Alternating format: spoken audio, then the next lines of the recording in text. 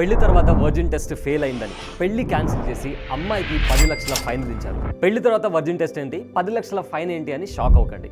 ఈ ఇన్సిడెంట్ నిజంగా జరిగింది, కానీ ఇప్పుడు కాదు, 2022లో జరిగింది. సో ఇవాల్టి మన టాపిక్ సెక్స్ ఎడ్యుకేషన్. ఏంటి సిగ్గుపడుతున్నారా, లేదా చిచి అని వీడియో స్కిప్ చేసే పనిలో ఉన్నారా? బట్ ట్రస్ట్ మీ, ఈ వీడియో అయ్యేసరికి మన లైఫ్లో మనలో చాలా మంది నమ్ముతున్న ఒక పెద్ద మిత్ గురించి, ఒక ఫేక్ ఇన్ఫర్మేషన్ గురించి ఇవాళ మాట్లాడుకోబోతున్నాం. So let's start our video. నేను కాలేజ్లో ఉన్నప్పుడు మా క్లాస్మేట్స్లో ఒక అతను, అరే పెళ్లి తర్వాత నీ పార్ట్నర్ వర్జినా కాదా అని ఎలా తెలుస్తుంది అని ఒక డిస్కషన్ స్టార్ట్ చేశాడు.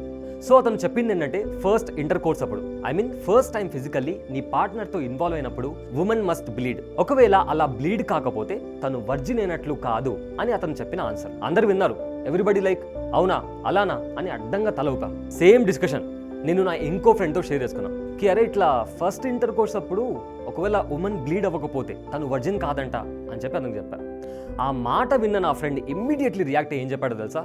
ఇది ఒక పెద్ద మిత్ అండ్ ఒక ఫేక్ ఇన్ఫర్మేషన్. వర్జినిటీ అనేది బ్లీడింగ్ వల్లనో ఆర్ టెస్ట్ చేసి మెడికల్లీ ప్రూవ్ చేసే విషయం కాదు. అండ్ బ్లీడింగ్ విషయానికి వస్తే, ఫస్ట్ సెక్షువల్ ఎక్స్పీరియన్స్ టైంలో హేమెన్ అనే ఒక టిష్యూ టియర్ అయినప్పుడు బ్లీడింగ్ అనేది అవుతుంది. అండ్ ప్రతి ఒక్కరికి ఇలానే అవ్వాలి అని రూల్ లేదు. కొంతమందిలో ఈ హేమెన్ టిష్యూకి ఎలాస్టిసిటీ ఎక్కువగా ఉండడం వల్ల ఫస్ట్ ఇంటర్ కోర్స్ అప్పుడు బ్లీడింగ్ అనేది అవ్వదు.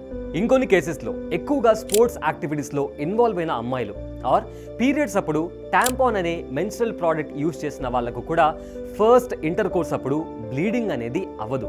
ఇలా సెక్స్ ఎడ్యుకేషన్ గురించి అవేర్నెస్ లేక పిచ్చి పిచ్చి మిత్స్ అని నమ్మి చాలా మంది ఉమెన్ క్యారెక్టర్ని, ప్యూరిటీని జడ్జ్ చేస్తున్నారు. ఈ వీడియో స్టార్టింగ్లో చెప్పిన అమ్మాయికి కూడా సేమ్ ఇలానే జరిగిందండి. ఈ ఇన్సిడెంట్ రాజస్థాన్లోని ఒక ఊర్లో జరిగింది. ఫస్ట్ ఇంటర్ కోర్స్ అప్పుడు బ్లీడింగ్ అవ్వలేదు అని తనని ఊరందరి ముందర పంచాయతీలో కూర్చోబెట్టి తనని గుచ్చి అడిగితే అప్పుడు తన మీద పక్కింటి అతను సెక్షువల్లీ అసాల్ట్ చేశాడు అని చెప్పింది. తను చెప్పింది నిజమే. దానికి సంబంధించి ఆ ఊర్లో ఒకప్పుడు రేప్ కేసు కూడా రిజిస్టర్ అయింది, కానీ ఎలాంటి యాక్షన్ మాత్రం జరగలేదు. సో ఆ పంచాయతీ ఆర్గనైజ్ చేసిన సోకాల్డ్ పెద్దలు పెళ్లి కూతురు ఫ్యామిలీ వాళ్ళు పెళ్లి కొడుకుకి 10 లక్షలు పే చేయాలి అని ఒక తీర్మానాన్ని ప్రవేశపెట్టారు. అయితే ఆ తర్వాత ఈ కేసులో పోలీసులు కూడా ఇన్వాల్వ్ అయ్యారు. ఆ పెళ్లి కొడుకు మీద అండ్ అతని ఫ్యామిలీ మీద కూడా కేసు రిజిస్టర్ చేశారు.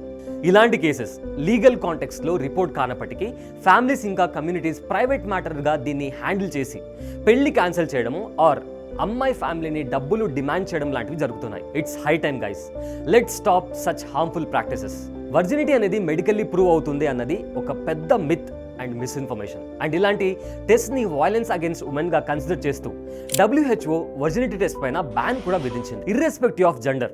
ఇలాంటి మిత్స్ మీరు విన్నప్పుడు రైజ్ యువర్ వాయిస్. మీ చుట్టుపక్కల ఉన్న వాళ్ళని ఎడ్యుకేట్ చేయండి. సెక్స్ ఎడ్యుకేషన్ గురించి అవేర్నెస్ కల్పించండి.